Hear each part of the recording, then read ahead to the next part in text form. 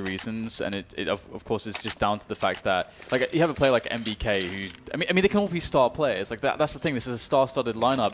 G2, every single player can basically do it all. Obviously when you look at a map like this, you're very much looking towards that double up setup on the CT side that G2 love to run, but we'll be starting things off on the T side for G2, and Immortals will be on that CT side. So let's see how things begin before we speculate too much. We can allow the action to do the talking for us with a quick play up double, up second mid there from G2. Bolt's is going to spot it though, and there is 3 players for Immortals on Banana, and they're actually going to choose to push it so they can have a fast flank timing. But I've seen this pistol before from G2, straight into CT spawn.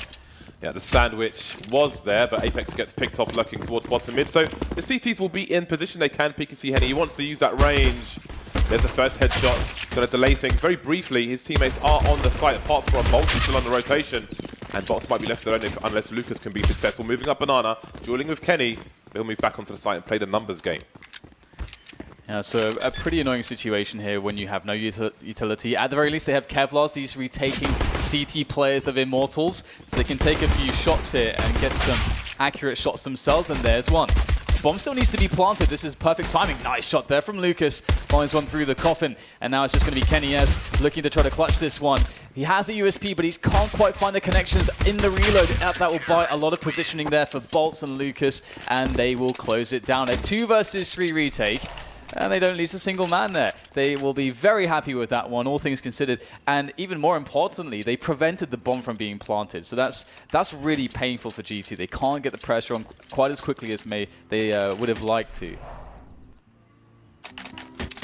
See what the T's opt to do, and it will be the force buy for the entire team.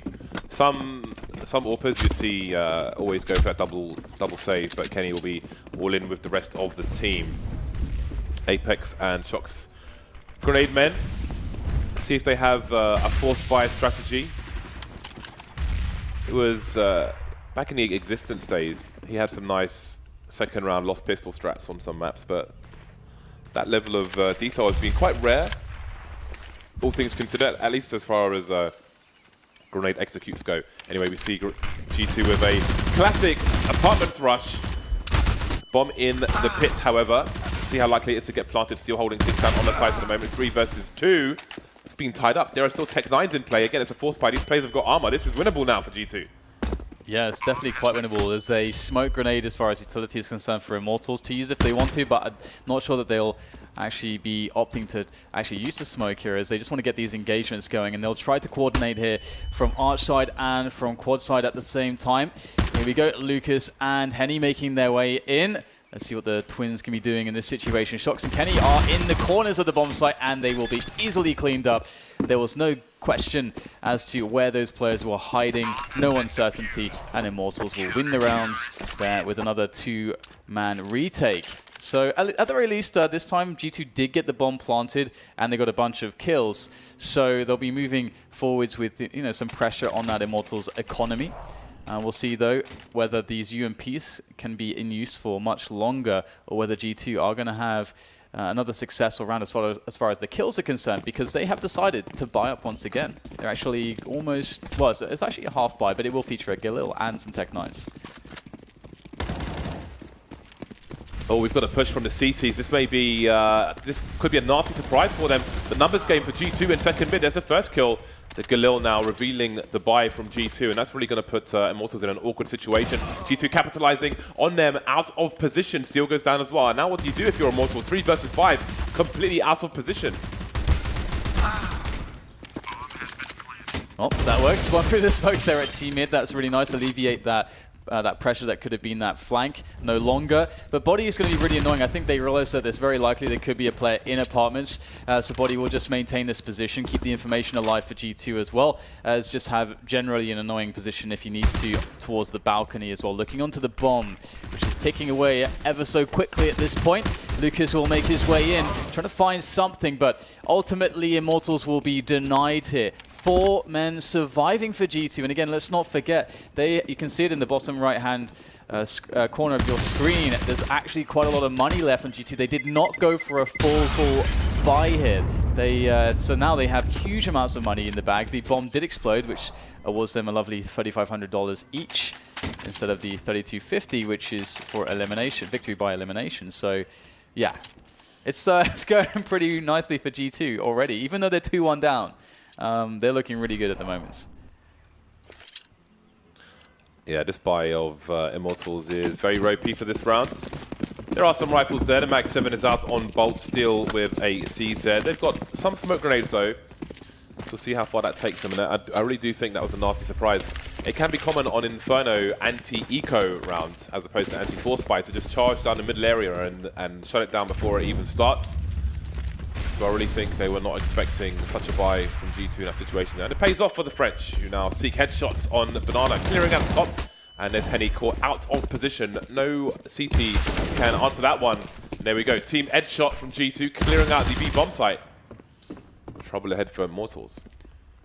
Yeah, this is a really tough spot. You almost would consider just going for a full save, I think, in this position, as the retake, when the site's lost so quickly, is so very difficult because the Ts, they get all the time in the world to get those really dangerous post-plant positions. You don't know where they are. The Ts didn't still have a lot of utility left over because it was a fast round into that site as well, which makes your life much harder on the retake. So with your economy already so weakened, it's a sensible choice here for Immortals to try to just get this save going. But you can see that G2, they realize that right now they have Immortals in this position of weakness. Should they be able to get a couple kills, they'll stop Immortals from being able to do anything in the next round. Although it doesn't appear like they are really putting too much effort in going for a hunt. So they're more concerned, it seems, with just keeping everybody alive in this position. And for doing so, they're going to have a huge amount of money. The bank is swelling at the moment with cash. And Immortals, you cannot say the same for them. Cheeky Mag 7, they're on to bolts. And Famous onto KNG, but otherwise we'll just have saving players, I think, for Immortals. Yeah, it's not going too well for them all of a sudden. Yeah, success was brief. So we'll see what they can do with what they saved from the previous round. I guess you'd want to get that Mag 7 at close quarters on Banana, but first you must survive the initial grenades. Small damage onto bolts, and there we go, that close quarters. Shorty wants to peek. There we go. Welcoming these T players. Perfect use of the Mag 7. Smoke off. He picks up the second smoke as well to delay even longer. And his team will no doubt come to try and collect some of those weapons. Some juicy AKs left. 5 versus 2. Perfect response. Yeah, from Immortals. Did G2 force it too much? That's really the question, isn't it? They felt very confident in getting the trade frag. They were denied, and then they invested that third player in trying to get the trade again. It's not... I mean, the bomb was lost there. I think that was ultimately where they started to really panic in this situation. So this one placement of a Mag 7 has turned it into a round-winning situation, potentially.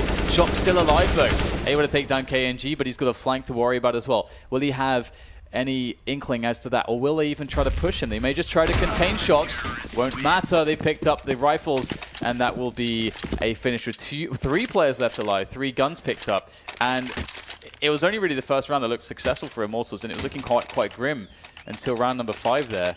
Didn't expect that one. Yeah, I mean, that is a grenadable position. I don't know if they had identified that there was a Mag 7 in play in the previous round, but I think that's probably the most common position in that situation that it's going to be in, because they don't have everyone on grenades and you need to try and get a forward aggression with it. But there we go. AWP out for Henny and Kenny. That's going to be quite the duel. Lucas taking massive grenade damage straight off the bat. Still fighting for that banana area. The flashbangs, though, proved successful for the CT. And Henny doing what Henny does. Do you wonder if he will continue his aggression? I mean, it's a great start for Immortals. 5 versus 3. They can take a back seat now and leave G2 to stew. I wonder if Henny will go back to the well. Such an aggressive warper. Might be hungry for more frags. The funny thing here to me, actually, is just how aggressive both teams are being on Banana. And it's not even just, oh, here is some aggression, we're going to toss some nades and there'll be an exchange of shots. It's like a, they'll try to then retake it if they lose it, one of the teams, and then they'll keep fighting for it and fighting until people are dying. And for G2, they have had 2 players dying already. It's a nice HE onto Henny's position there, all the way down to 26 health for him. But you can see it is a last-ditch attempt at Hail Mary here from G2 into that B bomb site. They've managed to secure the bomb site itself, but Henny's done a smart thing. You know, he's like, all right, you guys can have the site, you can have the plant. I'm just going to hold onto a forward position so that my teammates can have an easy time getting in position on the retake. Kenny spotting information, but unable to pick off one of those 2 players. Moving into construction now, most of the CTs, but there's a very late rotation from Steel. Not believing that it was the B bomb site quite yet. All 3 players here for the Ts. Banana being checked by NBK. Shox has a nice angle. Kenny's got a nice angle towards CT. Shox covering his back, so it's a good setup here from G2, and it should have everything covered. Time ticking away.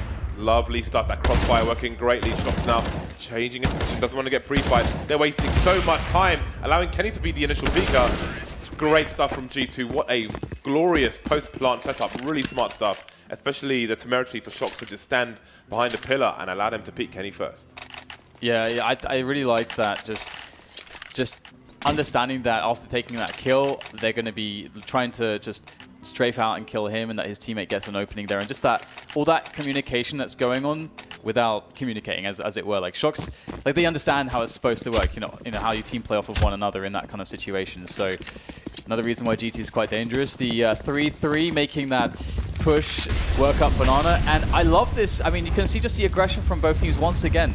Neither team wants to give up Banana for free. Both teams willing to invest not only utility, but their players in an attempt to deny Banana. And G2, perhaps it's an assertion of dominance. They're saying, you know what, we're just going to keep pushing this until you guys just quit, hammering it with utility, and until you just give it to us. We will not allow you to take anything. As Body goes for a contact play into the bomb site.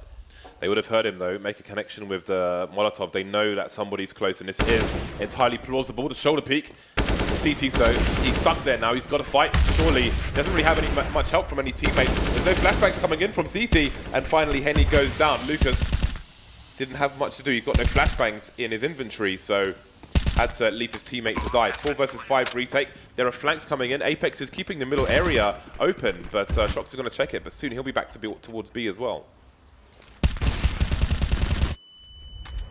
Very tough right now for Immortals, and they are trying to make or think about the decisions here that they can make. And you can see they've made that hard call to go for the save. Again, they don't really have much utility for a retake. I don't think there's even a kit for a retake either, so time would be too much of an issue. And we see now that finally G2 are like, all right, let's send some players out on the hunt. Apex already in a position here to take down some saving players of Immortals. How successful will he be? Gets caught off guard. That's some information for his team, but they're all out of position. And I like how G2 here have basically decided, okay, we will invest 1 player to try and take down some saving players here. And obviously that was a very clear call that they made that we can see. But one thing as well to note for some of you guys at home is how a geometry advantage is working in this game. You can see the first player to go down on the bomb site was Henny. He was stuck in second oranges, I believe. And you had, I think it's Body or Apex kind of pushing from the pull position. And the player that's much further away from the corner gets the advantage to see more of the other person's model before they can see them. So you're always kind of screwed in that kind of engagement if you're just trying to hide anyway.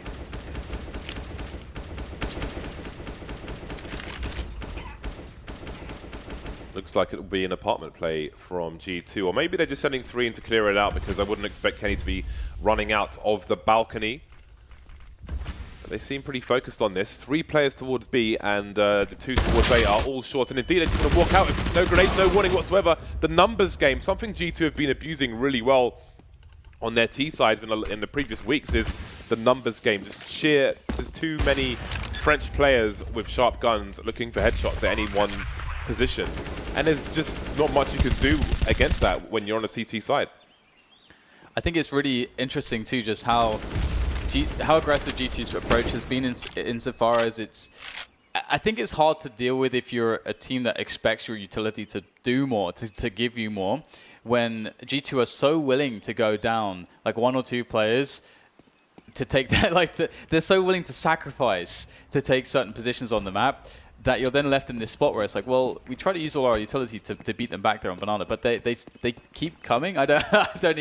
We've even got kills, but they keep trying to force their way in.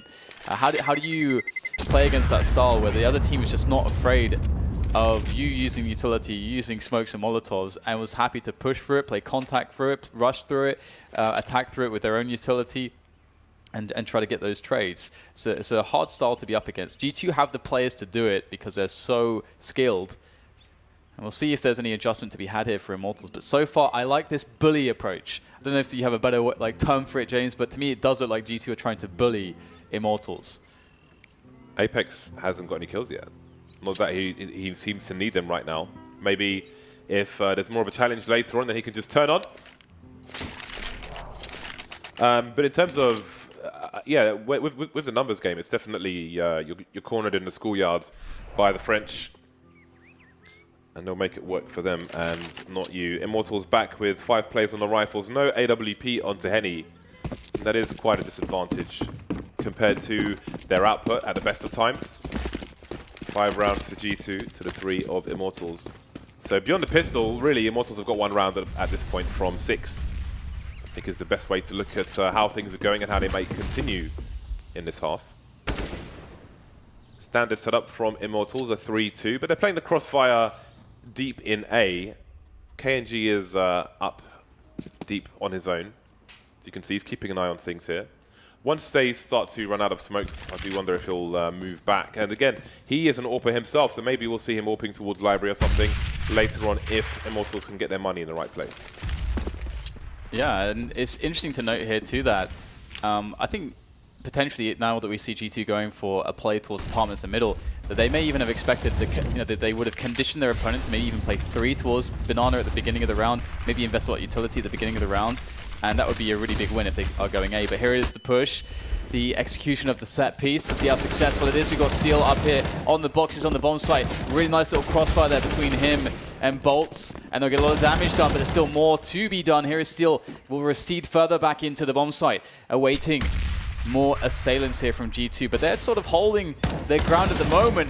We see Kenny going down by Pit as now it's all on Mr. Shocks. It's a hard situation. It's a great hold from Immortals. Ultimately, they read the play, they read the pressure, and they positioned and played off of it well. They looked comfortable.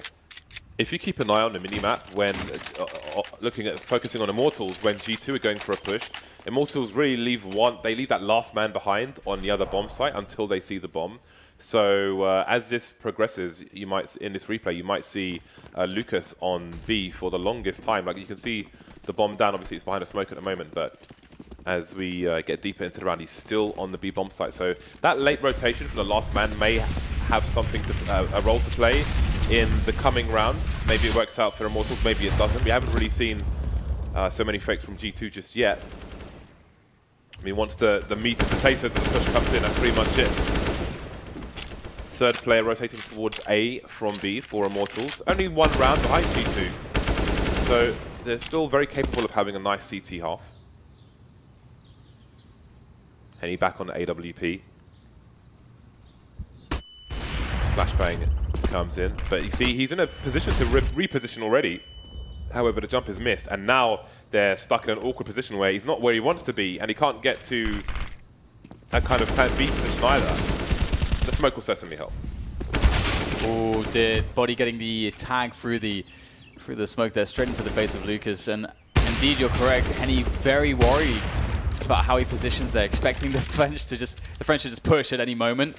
Although that will not be the case. It looks like they're satisfied with the pick off that Body got. And of course, this has caused Immortals to rotate 1 player to B, weakening the overall A defense. And now, considering that, G2 go for the wrap onto A. Getting caught though is Steel. A nice flash initially, but it will not save him. And now that leaves Bolts alone. Apex jumping out of the balcony, looking for that player in the pit.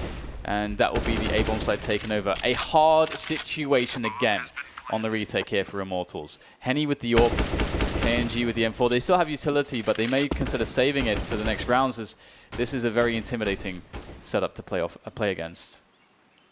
On a small note, it was nice target selection by Steel. He had 2 opponents. So one was flashed, one wasn't. So he took out the player or tried to take out the player who wasn't flashed first.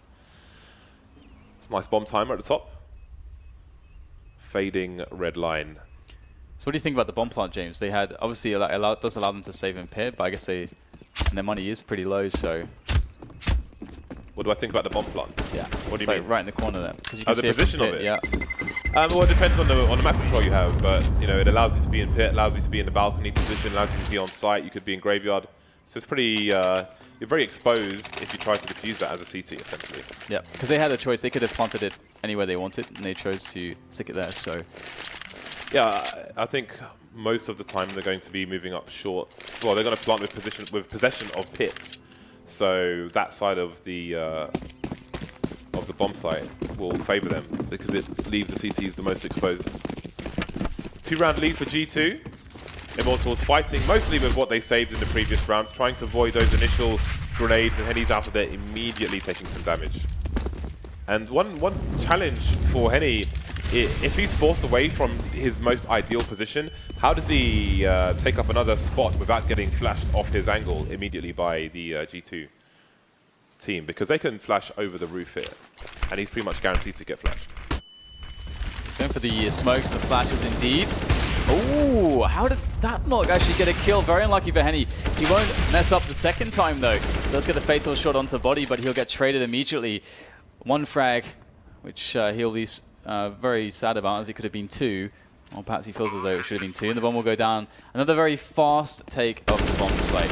And this really makes a very big difference. Typically, you can see the CTs being in a spot where with correctly timed flashes and counter grenades, that they can delay the Ts from getting that bomb plant down, and it buys so much time for the CTs defending on A to start rotating and getting into position to get a retake going. But G2 commonly seem to be just taking a bomb site so incredibly quickly that just makes retakes so impossibly hard. So another situation where Immortals are trying to save. We've seen this so often due to how quick G2 are taking bomb sites.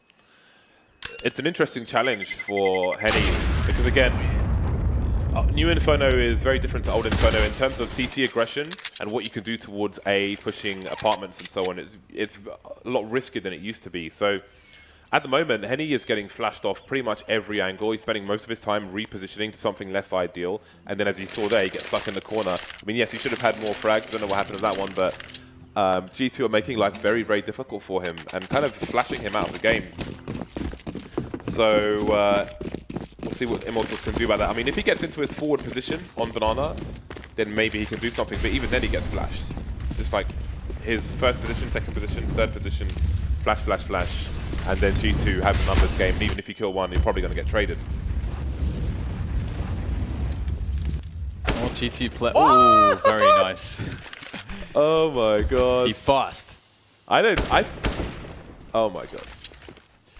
Because Beastman, and he will be trying to gather some information there as well. He didn't see anything else, and this round is a lot about getting information. They know they're against a weakened economy. They know that the Immortals side will be on mere pistols, and obviously these they'll have detected there's no helmets, there's no Kevlar, and as I'm trying to explain this, the round's basically over as they have managed to finish on a bomb site of choice. And it's so important as well, you know, if you're a team looking to come up, looking to improve, it's so important in rounds like this when you know the opponent's economy is very weak and they're going for a save, to have one go on a Mac 10. If somebody died in the previous round, get him a Mac 10.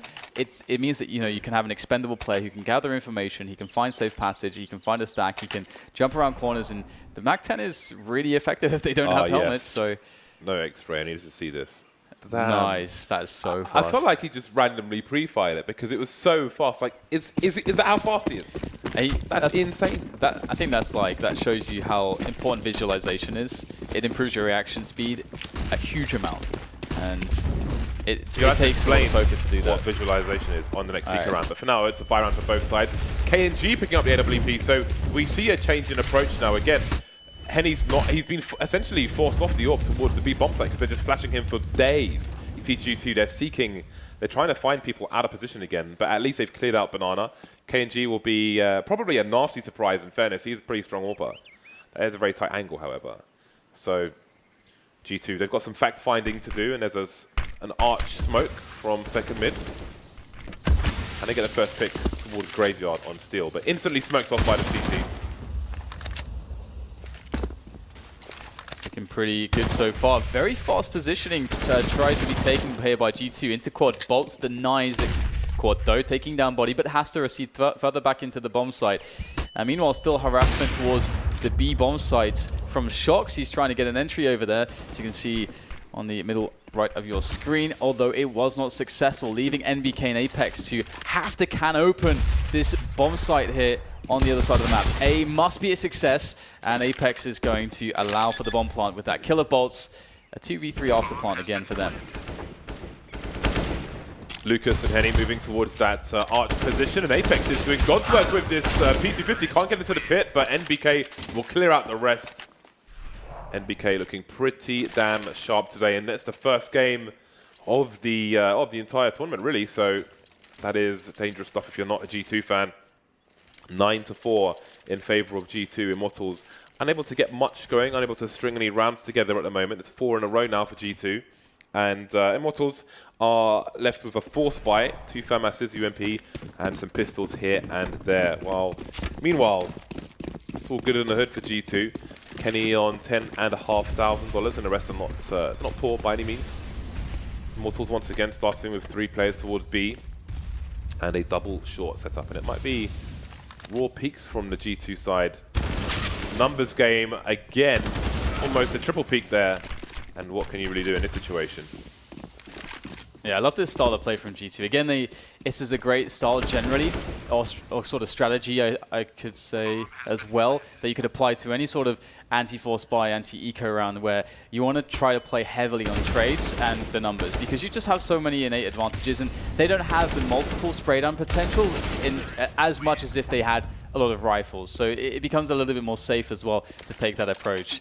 And the momentum that G2 have is pretty unreal, because they keep playing these fast rounds. It seems as though whenever there's a bomb site take attempt, it's very fast. Whenever there's a retake attempt from the CTs, it feels like if there's like going to be 3 CTs coming in on a retake, it feels like they always just die at once somehow. Like everyone just it's just so quick. And that's a style, that's a pace that G2 are very, very confident in. So great control. 10-4 now. Yeah, it's been a very fast game so far.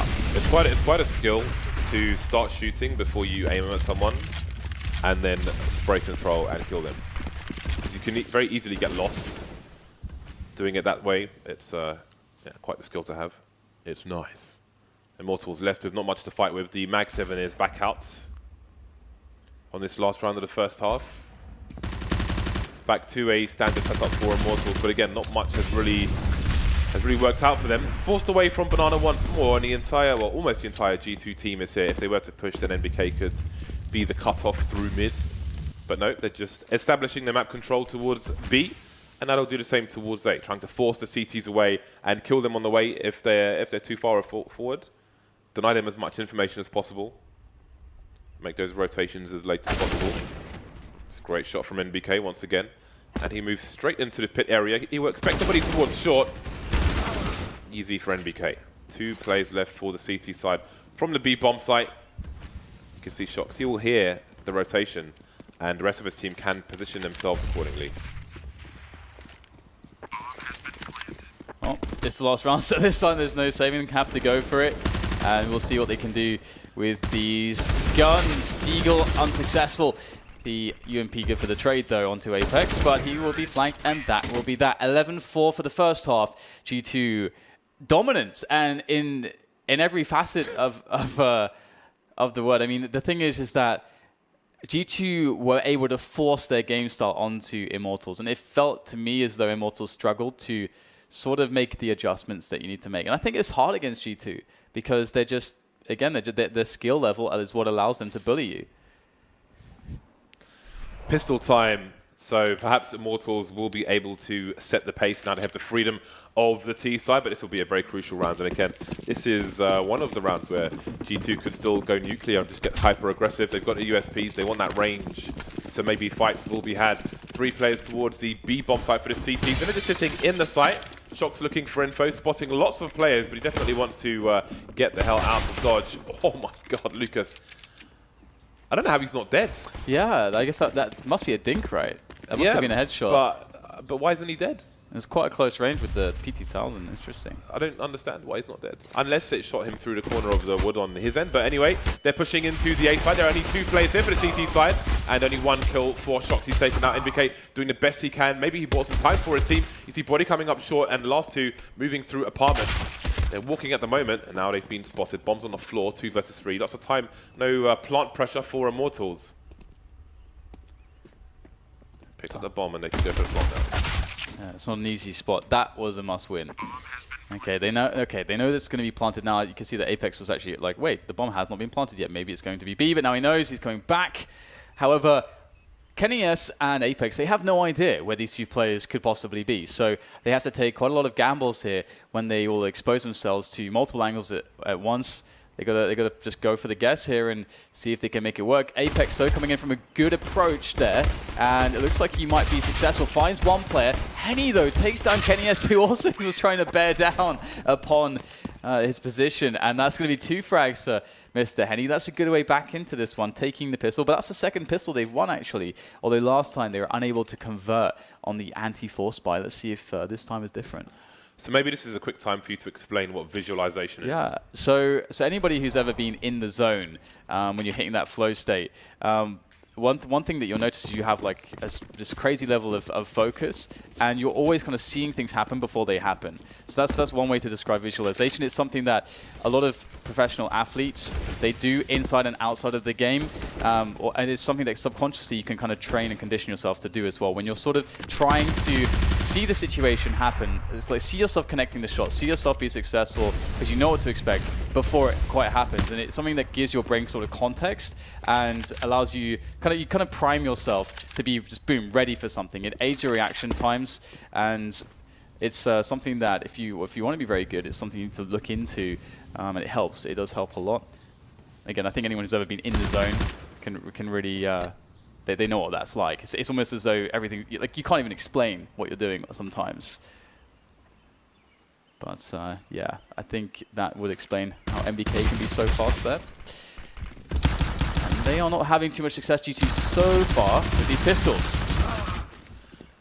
Bomb has been dropped, which means rotation for the CTs, but KNG is coming in from the back to clear things out. Shox and Body staying over towards the B bomb site for the time being, so it looks like they will try to live to fight another day, or at least if Immortals go for the hunt, then they can collect something. So we'll see what Immortals choose to do. Again, it's you do look at risk reward in varying situations, forced by Zecos and so on, mainly ecos. Like if you have an AWP and you're chasing people who have P250s, then they can lose $300. You can lose 6,000, things like that, to be considered. So Immortals not going crazy hunting for these players, but not going to make it easy for them either. So I am looking forward to seeing Immortals on the T side with the AWP in play. They've got enough rounds off the board. They've kept G2 honest. 11 rounds is not too many for the time being, so we'll see what Immortals have to bring to the table. But then again, we'll also see if G2 will allow them to bring anything to the table, or if they'll go for an aggressive play, maybe on Blanc or something. Time will tell, but first comes the eco round for G2. Shox has a flash. There are 2 5.7s. Hope and a prayer. Maybe a P250 onto Apex. Will they send the numbers in one direction? Indeed, they will. 4 players towards B. Yeah, and Bolts is a guy for Immortals who has the Mac 10. So I'm curious as to where he will decide to go. He is currently with Henny on Banana, so he could be trying to get the info towards B here. Ooh, there's a flash. They know what's coming. Spray down here. That's ruthless from Henny. Bolts are standing there for ages. He's just pumping all the bullets straight into his back. Brilliant. Why not? Brilliant. What's worked out as a 4v1, so they can't complain too much. Oh my god, that's ruthless. Henny's ruthless, man. He's ruthless. I will have these kills.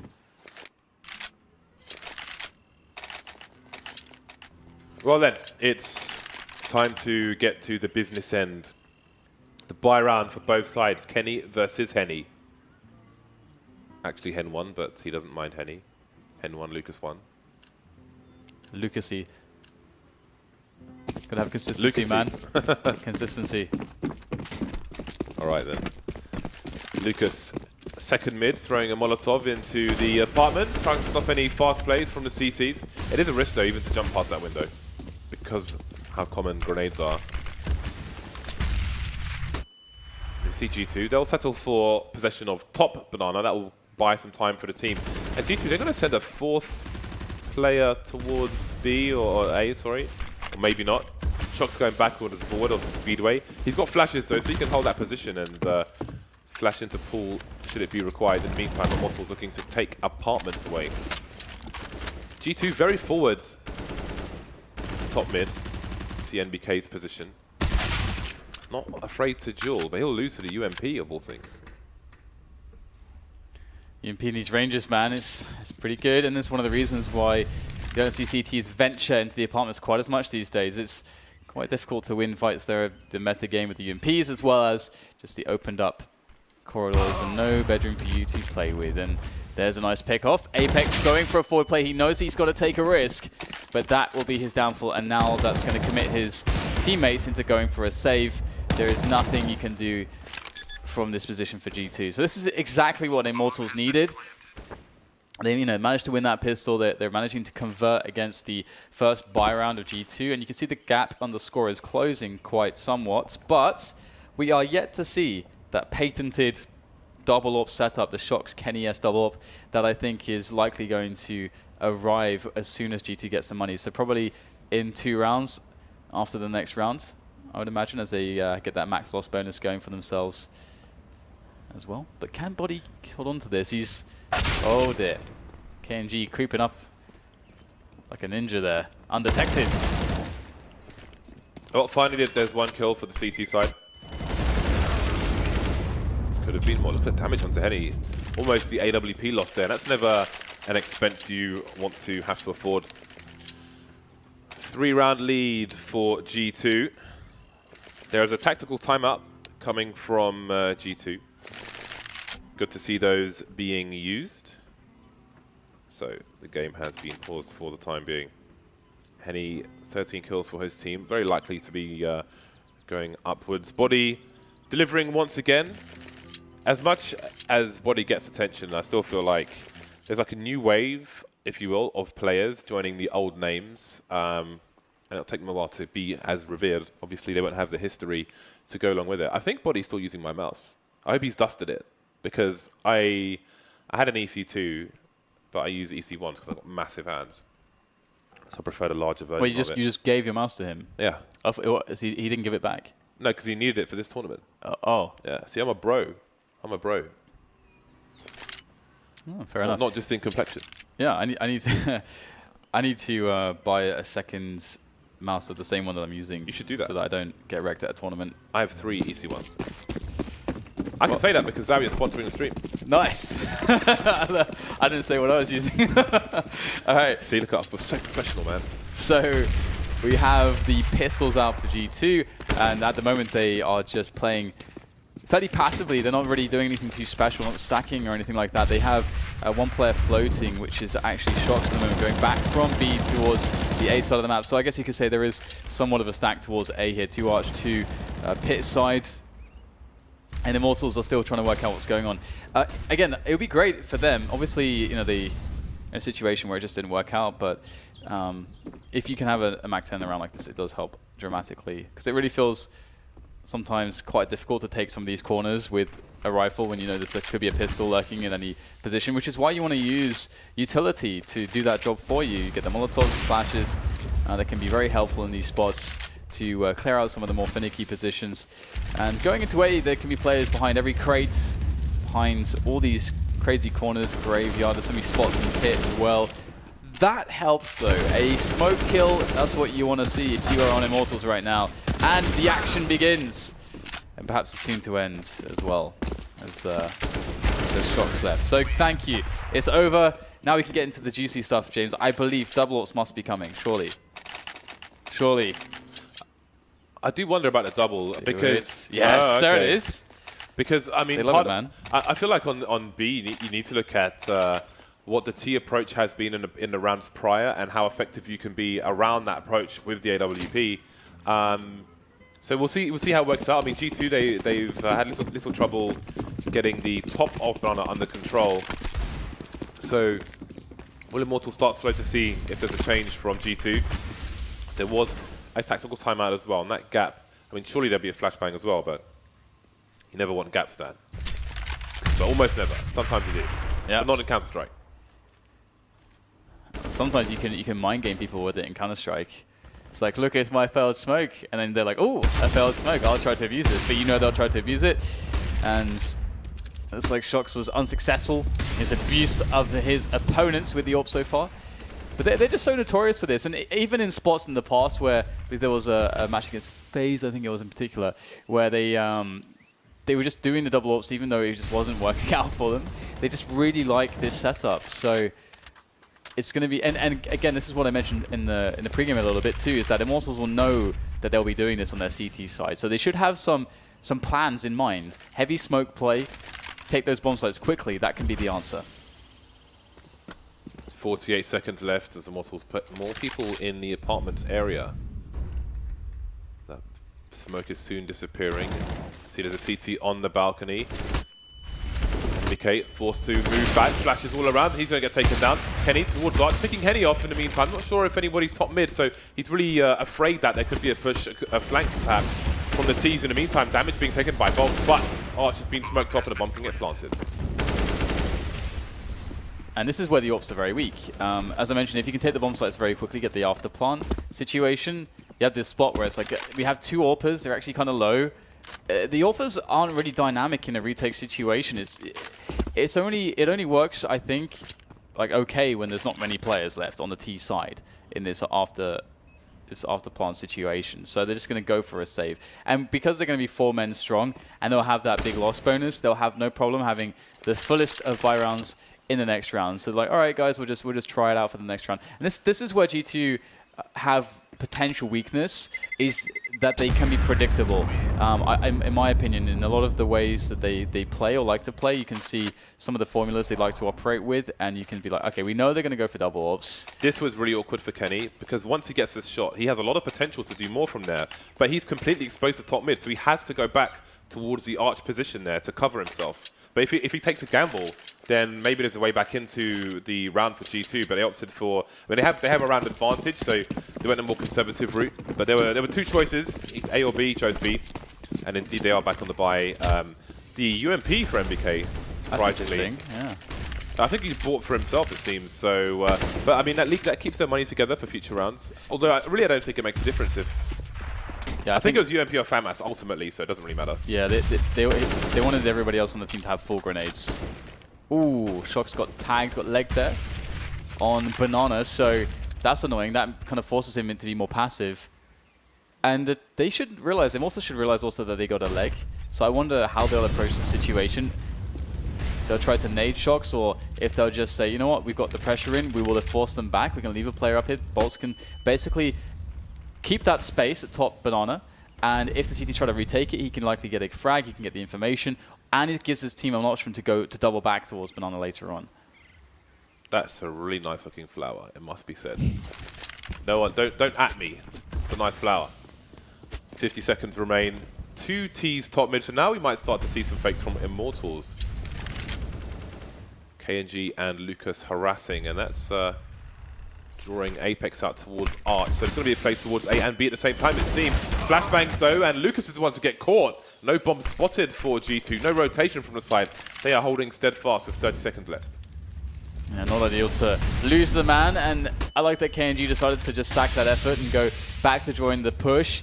And the rotation though, this fake situation has not worked out. It's taken a long time to get into the bomb site. We have a fast rotation in from G2. They're starting to pinch in from CT spawn. Body's doing some good damage, doing some good delay here. A double for him ultimately, leaving just Henny alone. And he will get sprayed down to the very fast rotation that came in. Apex at the head of that rotation. And that's going to be the 12-10 for G2 as they pick up their first buy rounds. And Immortals, an interesting spot for them, and we can see that G2 will not be on the double AWP here. They're just gonna obviously play the egg. I mean, that would be horribly detrimental to their economy at this point. So I'm glad to see that. Oh, Immortals going double AWP. I think Immortals might have been looking for a wrap towards B in that previous round with 2 people there, because I think they might have tried to fake with 1 otherwise. Either way, it didn't work out for them, and indeed, I think this is where KNG or Henny are most comfortable. Now, Henny's even more comfortable. Body taken down in response, but while I have a second, you know, they're both AWPers primarily. Oh my god, the abuse just through the smokes, everyone's dying. 3 versus 2, what is going on? Minus James, while I have a second. While I have a second, everyone's dead. Well, we've got one player in the B.A bomb site, which is Kenny. He's buying time though for the rotation, the bomb spotted as well. And now he could just be the distractor. He could be the bait, leaving Steel completely exposed. Apex through library to take him down. Very simple play, but very effective play by G2. And what I was going to say was, Henny and KNG are both primarily AWPers, right? So I think if you can opportunistically pick a second one up, then maybe you're playing your team at the most comfortable. Though double AWPs on Inferno is very, I think it forces you to be extremely picky. And they just got spammed by grenades, man. They got spammed by grenades, they got spammed through smoke, just cans of spam being forced through their letterboxes. Yeah, it was tough. It's something that you don't even see really G2 do all that often here on the Inferno T side. Double AWPs. It's a hard life. And you're looking for the pick. Don't know if G2 want to be aggressive. Looking for the spam through the wall there. Doesn't work for him though just yet. And G2, they're looking still like they want to get aggressive. They continue to... That's a pretty delayed smoke grenade deep onto Banana, as though they want to trap players here. And Bolts will get trapped behind that, in front of that smoke, and he will be eliminated. And now the question is, how many players will stay behind that smoke? Is it 1? Is it 2? It's always that mind game. And right now, Immortals probably feel committed to go A. There's still a minute on the clock as those smokes dissipate, and G2 always with the brave rotations, putting 4 people in the A bomb site. G2, one of the teams who always actively, you can see it in their play, always trying to actively read what their opponent ends up to, especially when G2 are on the CT side, and it allows them to create fortresses like this on the A bomb site. They still have the crossfire deep in towards A, and yet they still have the extra person to hold down the arch position. Yeah, the Arch guy makes that setup so strong indeed.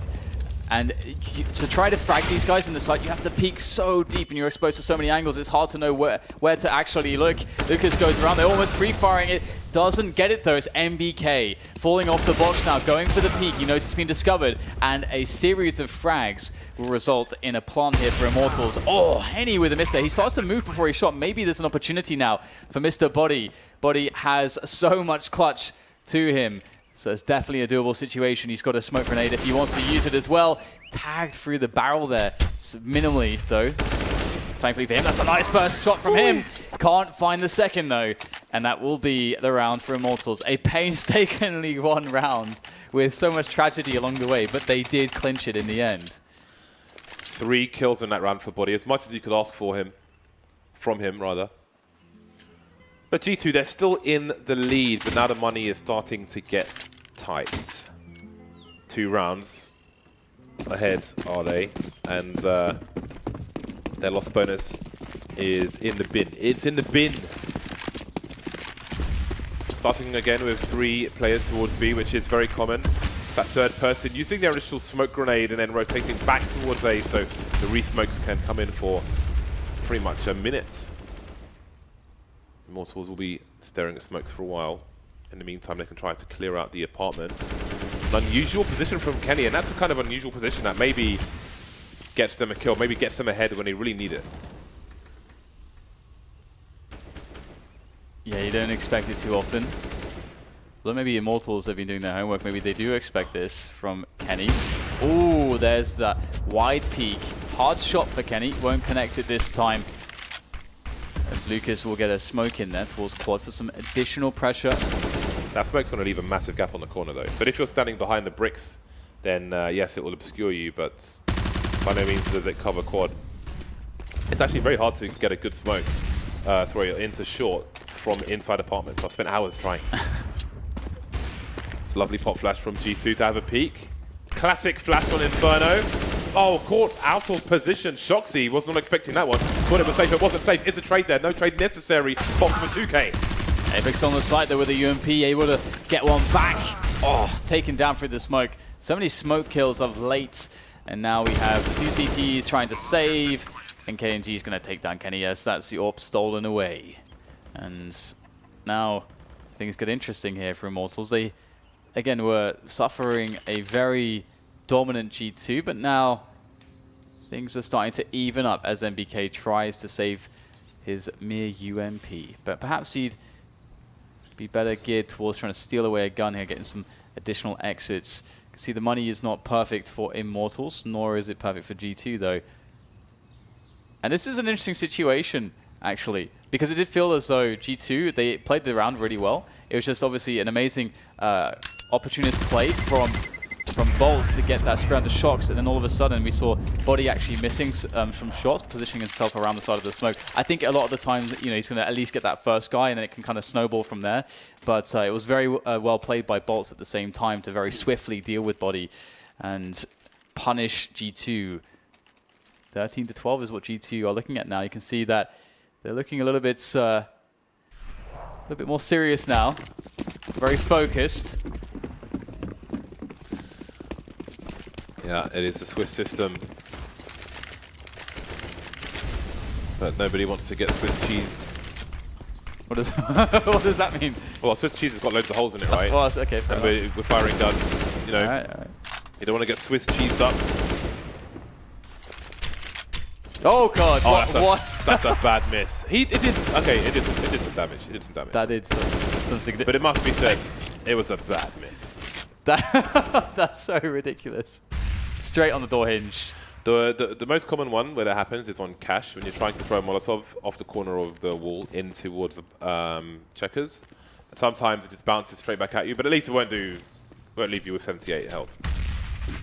Just quietly move away and pretend it never happened. 1 minute on the clock for Immortals, a pop flash top mid, but they are around the corner, the CT side. We've got double peek on both sides. This could get nasty. Kenny's lurking around the smoke. Shocks as well, pushing forwards, finds himself a quick finish there with the help of his teammates. But in the flurry of bullets, the smoke is settled, and Immortals have won the round. 13-13, they've tied it up. It's been a very long grind to get to this point, but they finally made it. But can they close down the game? Because they definitely have the momentum right now. G2 are struggling a little bit. They certainly have their own monetary woes to deal with currently, and Immortals' temerity, their composure, their equanimity has certainly been paying off. I learned that word from Tasteless. Equanimity. Great. Yeah. That's fabulous, Dan. That is Years fantastic. Ago, one of his what else have you learned from Tasteless? Nothing. Okay. Henny's got awesome hair. He's got like rock star hair. If I had hair like Kenny, I'd always have a guitar with me. You never know, man. When you need a guitar? Are you in the band? Why, yes, I am. No, I just carry this guitar around. Could you play a song for me? Well, it's the guitar's very delicate. I don't know if I could do that. 13-13, G2 on pistols. It looks like they are imminently to lose their lead, the lead they've held almost from the start. This is a round of discussion, a round for reflection, to look to the past, to maybe help the future for G2. They will chat amongst themselves during this round and try and figure out what they can do in the next ones. They'll have, what, 2,900 after this round? Should they lose it? You never know if they might win it. We've seen rounds won with less. There we go. So we have the Molotov on the corner. I think people are missing a trick here, because they had a Molotov on the corner. They had a Molotov behind sandbags, but this is a very obvious position, especially when people are on an eco or a force buy. You want to be close range with pistols and/or like a Mag 7 or something, and you can easily throw a HE grenade off that wall, and that will do colossal damage, especially when there's no armor on a round such as this. Just throw HE there, and also you will hear the collision, so it will give you a clue if somebody's there or not. And to add to that, if you have an AWPer, then it can be, let's say, towards tree, and just you hear the collision, you can shoot through the wall. You probably kill 2 people. Yeah, I mean that Mag 7 round from Immortals, that really bailed them out of having a horrendous first half. It was still a rough one, but they appear to be remedying that on their own T-half so far. Yeah, I did wonder that as well, with that, that the Mag 7 was allowed to do so much damage from that spot. As you said, they Molotov pretty much everything else. So you'd expect them to be like, okay, it's even spammable. They had the entire team there as well. So that's definitely one of those rounds where it's really sad for you to lose in that way, because you feel as though you lost because you didn't prepare for everything. And that's the name of the game on an anti-force buy, is preparation. We're going to prepare to basically make this as safe as possible, deal with all the most dangerous positions. And we'll see now that Immortals are very close to closing down this round. Kenny S has managed to steal away an AK-47, which he will be able... Oh, I thought he could save that, actually. That's, I mean, one well-placed bullet there. And he had the element of surprise. He still dies, and he lives and keeps the AK, but that really sucks for Kenny. He could have dropped that for a teammate. Immortals in the lead. There's no pause, no tactical pause. But again, I mean, they had lots of time to talk during those rounds anyway, the G2 side. So what do they have? They've got a good buy in this round. Kenny's on the AWP, the rest of them on rifles. Only NBK with the silenced M4. We've seen the odd player here and there move towards the M4A4 over the silenced weapon, but not NBK. He is comfortable in his silence. G2 starting with 4 players towards the B-bomb site. I don't know if this is a grenade issue. Speaking of which, they are taking some significant damage, but they will get banana for their woes for the time being, and maybe they will have extra grenades with which to lock it out. Immortals slowly moving through the apartments, a pilgrimage towards A.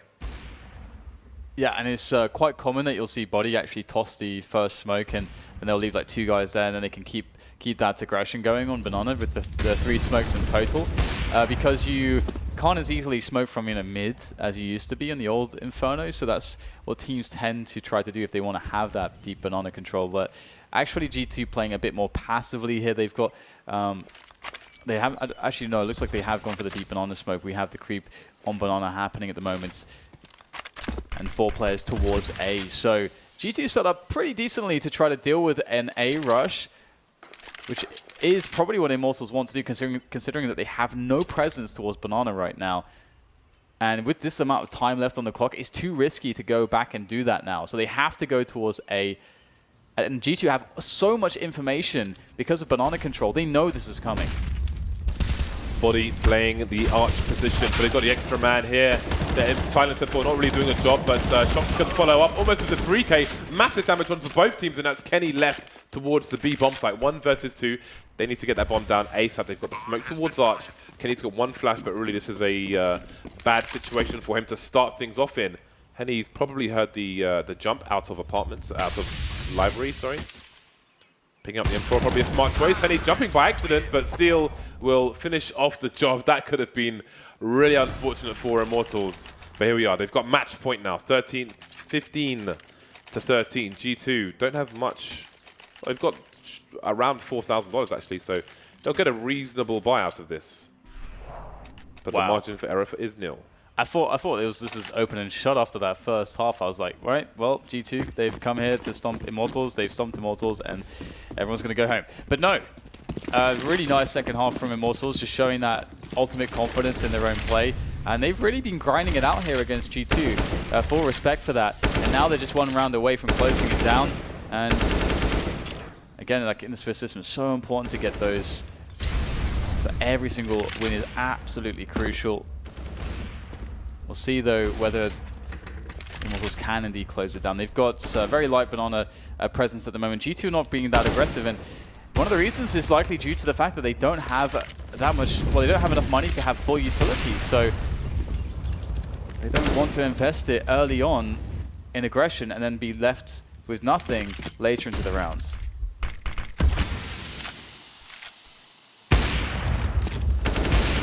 Shox starting to move towards the A bomb site once again on that minute mark. And if they do have to head back towards the B bomb site, he doesn't have any flashes to throw into pool for Body, so Body will have to be dependable, as Body is. And Bolts is still over towards B, so he may look to get an entry. He's been left there with 4 Ts towards A. Now to push. NBK looking for some info, but the Molotov almost doing the job. NBK jumping around the corner of the UMP, and he gets himself an upgrade on the AK. That's not good news for Immortals. No, it's really not. The only thing that really, again, works in their favor is that G2 don't have a utility left at this stage in the round, but they have themselves not really all that much utility, so maybe that's not even an advantage at this point. Shox going for the peak, wins the battle against Bolts. And he plays towards B, shut down KNG, though. Wrapping around Arch side, needs to find a fast frag here. It's too late, but it takes too long. Too much chaos, and now it's just Lucas, but not for long.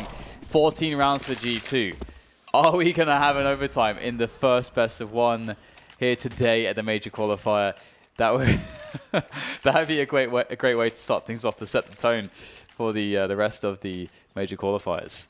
That must be really frustrating for KNG. If he picks off that pit player, there's no crossfire to stop the short players, but they focus on the pit player because he failed, then they get shot in the back from the site, and it all collapses. However, Immortals had lots of money in the bank. They had at least one player on more than $10,000, so they'll have no issue with the full buy for the last round of normal time. Again, G2 starting with 3 players towards the B bomb site. Late on, there was a two-man rotation back towards B to put 3 people there, which allowed KNG to get through Arch in the first place. Bolt's unable to get anything done towards B. I say that though, he did pull 2 players in that direction, and that in itself is job done. Standard start at this point for G2. 20 seconds away from that 1 minute mark. We'll see if Shock starts to rotate once again. Immortals creeping up top mid. They've got Steel in the apartments, and indeed, Shox is on the way towards A at minute 10. Top mid cleared out. How far back can they force these CTs? Yeah, maybe G2 don't want to give up these 4 positions as easily. Indeed, Shock standing his ground towards the Arch side area. Picks up one, still holding on to Arch side, but it will be regressed here now as Immortals come in with more grenades. Shock's repositioning to Library to try to be on the same level as his teammates, but they are getting absolutely bombarded by grenades at this point. MBK is pretty much alone right there on the bomb site, eventually taken down. Shox, though, still in action by Library side, waiting out those Molotovs. And it leaves Steel on 12 points of health. How does he do this? He collects the bomb, but this is quite the task. CT's creeping around the corner, hungry for the kill. The bomb's down, still 12 HP, 2 to find. The wide peak from Shox will be enough for overtime. G2 are not done just yet. NBK, Shox, and Body all around that 20 frag mark, as are Steel and KNG. So there's another opportunity. I mean, Immortals, they've had a lot of success on their T side, obviously, with that comeback, but who does momentum favor right now? I don't know, but Apex is so animated this morning. It's good to see. And I mean, the thing I feel as though is that I feel like it really favors G2 a bit that they get to reset here, because I feel like their CT side really, that they started to sort of lose a bit of confidence in it as time went on.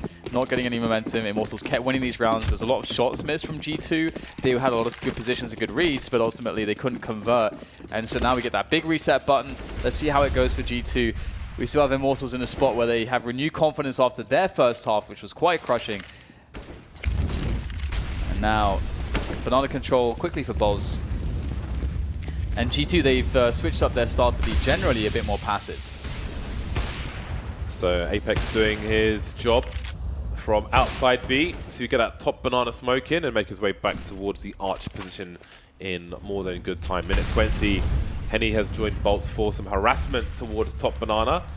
Body playing a very awkward angle, and Shox can bait for his teammates as well. So if there is a push to come in from Immortals with less than 3-4 players, Body could get himself at least 2 frags from that position, especially with Shox in for support. But again, Body will be dependent on to fight on his own for the time being. But lots of times being wasted here. Bolts will be entertained by those smokes for a while. And now we see more tricky setups. Shox just, he's like enabling his players everywhere. Apex not going to be checked for. And again, it's just an easy kill. An easy response from G2. Yeah, Henny on the creep here, but he will notice that Steel is gone. Nice flick shot there onto Kenny. Kenny now resting with all the books in the library. And he will make his way across here with the AK in hand now to be a bit more dynamic as he moves in for these entries. Where do you look? This is one of the most annoying spots to push into when you haven't got that information as to where the CTs could be standing. Is it left? Is it right? Is it in front? Looks like MBK will take down Bolts. So now Henny's looking towards the pit position. Finds MBK. It's a very fast kill from him, but he will be exposed to Body. And that's the round for G2. 16-15, they'll pick up the first. And that will be obviously a relief to them. But Immortals found a lot of success on that T half of theirs. They've got a lot to go to. A lot of ideas to go back to, that is. I do wonder how effective Bolts is allowed to be mid to late rounds on the B-bomb site, because a lot of the time he gets into that corner behind the sandbags, but then he's just trapped there because there's loads of smoke, so he's not able to sell the fake and so on. Again, Body's there on his own, but there's so many smokes down in the meantime that it's kind of wrecking the timing to do anything towards B-bomb site. I mean, there was that one where they drew 2 players over, but that's the only round I can think of where G2 are not really having like 4 people on A when there's a push into A by Immortals. They took a timeout, Immortals, which is over now and will soon be back into the game. Henny hasn't bought just yet. He's standing there with a Glock, and it's going to be 5 AKs for Immortals. MR3, 3 rounds per half. 16,000. Is it $10,000? It's $10,000, isn't it? Yeah. Yeah, $10,000 can get expensive pretty quickly. So let's see what Immortals do with Banana on this round. As per usual, it's Bolts and Henny with the initial harassment. But the smoke's still down top mid, so I think if they were a bit later, they'd get more mileage out of their grenades, and indeed instantly smoked back off, and they've just essentially wasted their utility. And Body's still here in position, waiting, looking for that. Oh my god, the timing there. Pulling out a grenade, and a nice boost from Bolt by Bolt's teammate to allow him to take the frag. And now this gets a little bit interesting. G2 had to pull a man, but Choxy is just facing in the open. Bolts with another easy entry frag. The can opener of that B-bomb side. Apex able to trade back, but how much damage was done? He knows he has to take a risk. His teammate's too far behind. Going for it. Needs that 2K. Only gets to 1, but still, it does create a doable situation for his teammates as they come in on the retake. Both coming in from the CT position. When Immortals started their rotation after Bolts' picks, they could have left somebody in second mid to cut off rotation down Banana, but now it's an unknown until they spot NBK. Indeed, that first frag makes life a lot easier, and it no longer matters. Still in a forward position towards construction, so there's only so much NBK can do. Looking for an opportunity, and maybe KNG will present one. Indeed, somehow doesn't walk straight in head first to that line of sight. Very nice adjustment from him. But indeed, Bolt's able to get something going finally on Banana. Yeah, no, I feel like G2 have been taking overall a more passive approach. Obviously, Body did get caught at this just very inopportune timing. I think that is the moment when he decides, okay, I'm just going to fall back now from this position, and I'm going to toss an A fullback. And he obviously gets caught at that exact moment. And then Shox is just facing right in the open there. I'm not sure what Shox's play was, what he was going for in that spot, but he did get caught out. And from there, of course, it's going to fall apart. So now G2, now G2 in a spot where Immortals have equalized, and they're going to mix things up here, going very fast into top mid. Yeah, but I do wonder if G2 have read this, because Apex hasn't thrown his normal smoke. He chose to rotate back to A faster instead, push through Banana in the meantime. But let's see what off defense can be mounted here. NBK with a grenade, killed the UMP, doing work as well. Kenny's in there for support, but he's exposed now, and he'll get taken down by KNG. The rotation coming in from top mid will take out Henny, leaving KNG on the site on his own, and he won't get that final kill into NBK, allowing G2 with a thin lead. I feel like, I don't know if it was what stopped Apex from doing his normal thing and moving back towards A faster than normal. I don't know if it was like a lack of grenades on Banana, but something went off in G2's head, and Apex went straight back towards A without throwing his smoke, and was in position. He kind of ran to his death essentially, but G2 again being very active in the brains, which is always good in Counter-Strike. I mean, I loved the call from Immortals there, because G2 have opened so many rounds with 3 towards Banana. That's the counterplay. If they run that round, you're against 2 players on A, and the rotation's really far away. You can just win the round. It's a very strong counterplay. But as you said, it was G2 were able to find the right positions in time somehow. Very fortunate for them. Now we move into the second half. This is where G2 experience all the dominance, and with the round lead that they have, one would expect them to be able to close the game from this point. We'll see if Immortals, though, have learned something about how to play that CT side a bit better after regulation time. Well, they've gone back to, well, I say gone back, they've gone to double AWPs. I mean, they're afforded it, quite literally. Henny, he was, didn't have the greatest of times on his CT side of the AWP, was constantly flashed off, but there is a definite focus towards the A site at the moment for G2. Nobody in Banana whatsoever. There we go, Steel only with 1 kill, but he's got some info for his team. Bolt's playing around smokes in the meantime, but he's exposed to the apartments. And he's blind. Surely there's a peek eventually coming in from Shox. Great position here. Oh, Bolts is waiting for the perfect moment. Strax gets himself to the third one coming easily as well. And that's a great cleanup. Very patient. Bolts praying. Like gets blinded. It's like, please, no one peek me in this spot, please. And you can see absolutely gutted there. G2 in a spot where they've now just conceded that one round advantage that they had. KNG has got a very forward spawn towards mid, and you don't often see very aggressive peaks down middle, but I do wonder if he's going to go for one. I mean, often you'll see people go no further than the pit position. So yeah, he's pretty much doing the same. Nobody going for the peak all the way down. No need to take risks at this point, 17-17. Yeah, I definitely agree with it. Because you can kind of sometimes just go for the coin flip, where it's like, okay, we might get a man advantage right at the start of the round, but if you as a CTs give up a man advantage right at the beginning of the round and you haven't used any of your nades yet and so on, it's so much worse for you. The risk is often not going to be worth it in some spots like this, where it's so fine. That's who can win this. All this pressure towards quad side. Still just happily reloading here. Re-smoke of this angle. The boost comes in. Nice from Kenny. And that's a good opener here towards his A sites. KNG and Library in the meantime trying to hold down the arch position. He might get abuse from Shox, but he's splashing for his teammates. Great support from the Yorpa. Maybe buying some time. Bolts, though, he's out in the open, spotting NBK, but that's all he can do in that situation. And now it's all good. And KNG has to sacrifice his position. That's going to cause Shox to move into the arch position. I don't think he was spotted at all. And KNG's eventually going to go down to Shox. So great abuse of the man advantage from G2. As soon as KNG fires that shot, it's moving into the arch position. Now it's 2 versus 5 for Immortals, and they're still going for it, but this is surely suicide. I don't know if they really have the money to buy fully in the next rounds, especially with an AWP still in their hands, so it might be time to give up. Actually, it's only Steel who's short of money, so they're pretty much fine. But 2 versus 5, somewhat, that's a lot to ask on a retake of A. So they'll at least hold on to the AWP, maybe it will make it easier to spread the money. And Body's coming, Kenny's coming. Oh, shot missed, but there's no time here to get these frags. The G2. So back into advantage G2, and they can win it. All they have to do is take a round here. How hard could it be? How hard could it be? Immortals have been playing pretty well, so we shall see what is going to happen here very shortly, whether that's to be or not. We get the double ops here for Immortals against a single op of Kenny S. G2 very, very aggressive there. T side in regular time, characterized by crazy aggression. Using those numbers, and here it is. We're going to see it again. He's trying to just get themselves in position here.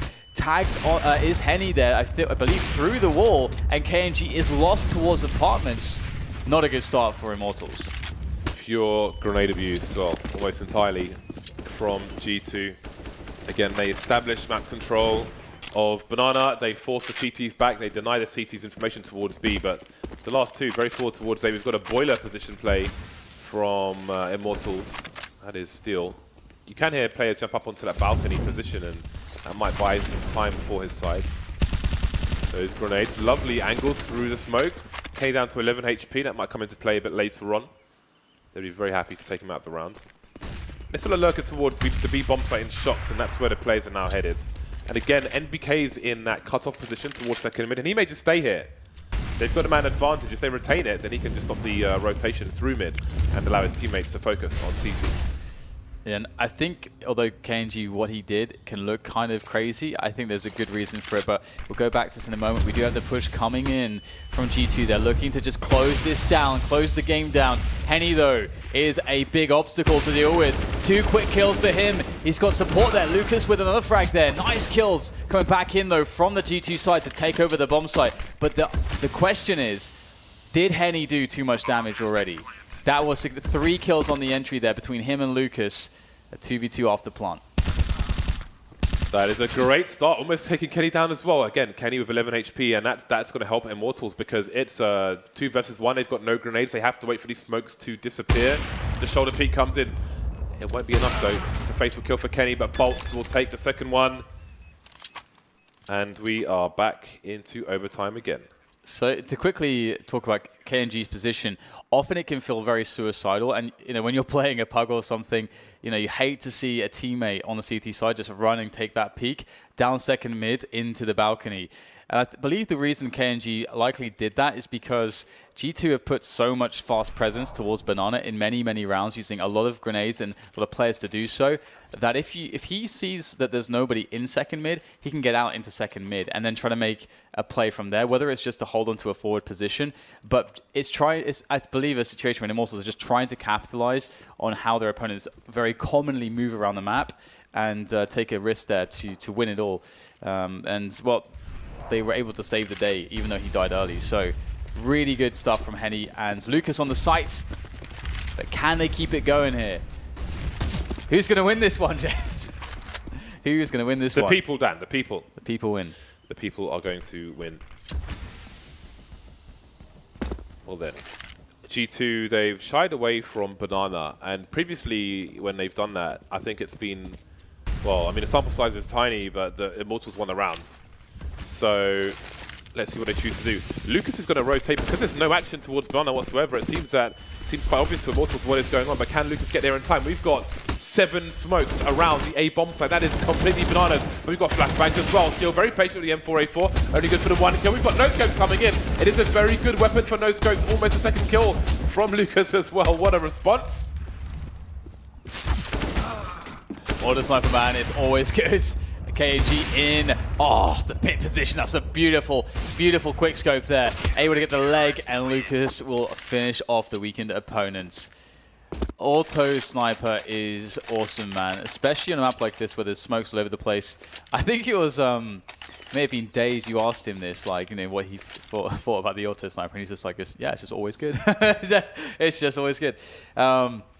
Well, we're going to see the 1918 now as Immortals take a fine lead into this second overtime. This is map 1 of the day here, day 1 of the major qualifiers for the PGL major. Now we have a quick presence again on Banana. G2 again, they're doing this so often, and it goes to the point that I made previously why KNG would try to push second mid very early into the round. Because right now, only one player, it's been MBK typically, has been sent to this location. If you take him down, if you win that 1 versus 1, that's a big deal. It's a great start from Henny, not missing the shots now. Orpers could commonly start strafing before shooting, which is a terrible habit. You don't want it to happen at a bad time. Speaking of Orpers, again, KNG in that library position. Don't see it so often. The sofa's still there, so you can stand on the sofa. So if you're against another Orper, you're more likely to get legged yourself than shot in the chest. KNG will have action coming his way to smoke towards Archer. Smoke to... Oh, that's awkward for him. Not expecting the pick to come in so far, but he's got the info for his team. Yeah, and KNG just is so helpless at the moment. They're in that position. He's out of the fight for the time being, and that will allow the T's to take over the bomb site, get the plant down. The rotation, though, pretty quick coming in from Henny towards Banana. But the problem is it's a 2 AWP, 1 AK retake. I don't know if they can find any guns to switch up here to try to have a better, more dynamic approach. But poor KNG, man. This guy's just been stuck behind smoke. So there's a gap, though. Some nades being thrown again by these T's here as the CTs feel helpless, trying to run through the smokes. Not going to work out. And that's going to be the round here for G2. Henny will try to save this AWP, and he will be successful. Nice. Okay. Even a headshot. Always nice. Feels good. I don't know if it's worth taking that duel at this point, though, in overtime. There's 1 round left. They're going to get the bomb plant bonus, so it doesn't really matter. It's like for the T's, it's irrelevant. But for the CTs, he probably needs to save his weapon. Yeah, definitely. I mean, I don't think he's even got any utility in this next round. We'll see in a second. Bosh. Yeah, straight in the face. It's a nice shot, but he should not be anywhere near that position in the first place. So let's see if he only has one nade. So I don't believe he's thrown any yet. So pretty sure I already saw that. So yeah, it's ooh, what's that? What? No, that's a lot of damage.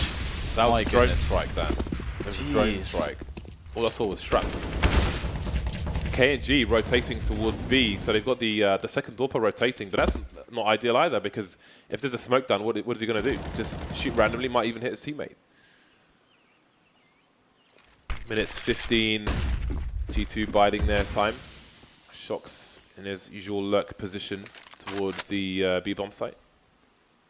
Now we see a difference in approach from Immortals. Double play on short, but the roof is the difference maker. We've seen a lot of smoke executes from G2. Speaking of which, there it is. There's some info for them though. 2 players on that short position instantly responding with HEs. G2 taking their sweet time. We get the push out from Apex. So great entry. That's really going to pull additional players here to just keep their attention towards A. That's exactly what you want. Well, a second kill. That is going above and beyond the call there for Apex. But they must deal with Henny and Lucas, previously quite softened up here. Still getting frags though. Burning eventually will fall. But so much damage has been done. Lucas, though, he needs to get 3 kills to save this round. It's not going to happen. G2 will win the last round of the first half of the second overtime of the first game of the day. And that's 20-19 for G2. And quite the mouthful at that. And we'll see if one of these teams is going to pull ahead here, because so far it's just been neck and neck. All the way almost, except after that. Well, except the first half. I do wonder if Apex had a read that there might be somebody on the roof because of the double nades, because it was quite the peak from him around the tip of the smoke, which is not so common when you have to focus on Arch as well. So I do wonder if Immortals gave the game away on that one. Let me know what you guys think. AWP onto both sides in the first round of the second half of the second overtime of the first game. And things begin. Standard situation once again. Apex deploying the first smoke on Banana, which means his teammates can replenish the situation. So I am curious about the Immortals grenade approach when the smokes are down. Like they commonly deploy the Molotovs and so on. The nade spam just continues for so long now. Yeah, I really like it. I think it's very off-putting, because you kind of expect, like, once you've been the aggressor onto that position, you've thrown your nades, they'll throw some nades back, and but then they kind of stagger it, so you can just get caught by like one here or one there. You might try to like dodge the first load, but then you don't know when the next ones are coming. It's just it seems quite effective. We see a lot of damage output from the grenades. So, but the problem is that it's very taxing on the CTs, because they don't. They can see it's 40 seconds left, and there's no smoke grenades left, which is, I suppose, pretty standard at this point. I guess I'm being a bit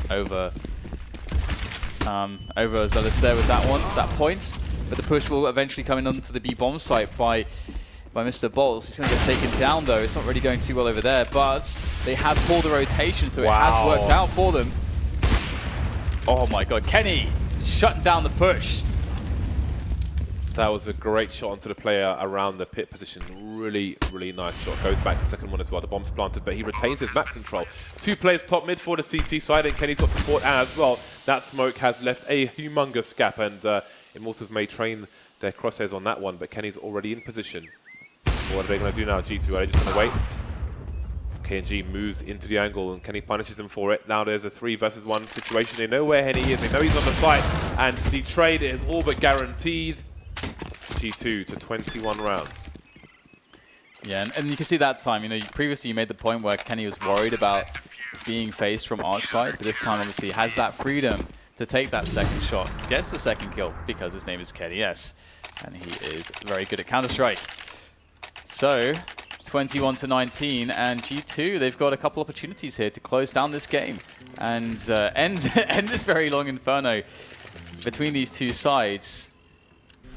Let's see if the favorites, I think it's fair to say that G2 will be the favorites. Let's see if the favorites can take this one, or if Immortals can create a slight upset, or at least slightly upsetting for G2 at the very least. Very fast play there. Bolts onto Shocks, and this has been a lot about how the Banana aggression has been dealt with from either side. Bolts with a good HE over the top. A solid connection there. Down to half health from that grenade. And Bolts continues to harass. Oh! That's what I'm talking about. We don't see that wallbang enough when people are likely to be behind that panel. Oh, we have... See, again. Oh, he did tag through the wall, actually. I'm surprised it wasn't... I think it's a leg, no? shot. I don't know which one it was. Maybe probably the legs, in fairness. But anyway, it's a 5 versus 2. So Immortals, they're not quite done, Dan. They are not quite done. Double pit play from the CTs, but the Ts are already in control of the B bomb site. It's very slow approach regardless, and maybe it will speed up now that they know both CTs are on the A bomb site. Now, G2 can more or less afford to... Oh, it's the... well, yeah, second last round. They could afford to go for this, I think. I mean, the lost bonus is going to suck, but... Well, it's difficult. I mean... So Apex at 5,500, 2 of them are just shy of 4,000. So life will be better if they hold on to these weapons. So it's marginal, but they are indeed at literally the opposite end of the map. And they only got those 2 kills because they are holding that those super passive positions at the opposite end of the map. So it's rough, isn't it, for G2? They need to get some skateboards or roller skates or something to get there in time. But that's not being introduced into the game yet. So they can't do that. CT's on skateboards. Let's go. Let's not go. How about that? How about no? Nice. The body bang. 21 to 20, and indeed, Immortals once again creeping in on that. They want the third overtime, man. It's not a major about us commentating overtime, Dan. No, it's true. Double orcs on the T side. Now, you know, again, we spoke about comfort, right? Both these players are AWPers, but really, I feel like this is somewhat hamstringing themselves in how they can approach the round. And it's difficult to just kind of, you know, crouch peeking's not what it used to be. So how are you going to be effective with these weapons? That is what I would like to see. Kenny's got an AWP as well. Missing the shot, though. Looking to snap, but it's a rare miss. And Paul's trying to get the push on B, and he was successful so often previously, but I feel like, well, it seems like Shoxy has more of an idea about that now and was ready for it. Takes him down. Nice grenade damage again onto the players of Immortals, and we'll see whether or not G2 can actually survive the push that is about to hit them. Apex sitting on the bomb site. He's got MBK to play off of, and right now it's very passive when CTs just want the Ts to come into the crossfires. That's what will happen. No nades to prevent this crossfire. Repositioning there from Apex is found out. Nice flick shot there from MBK. Picks himself up number 3. And now it's down to KNG. As he moves in quickly with the AWP, not the ideal weapon. Pulls out the Tech 9. The run and gun will be shut down. And G2 have finally managed to close the game. But what an effort from Immortals. I really feel like in that last round, again, the second AWP on the T side hamstring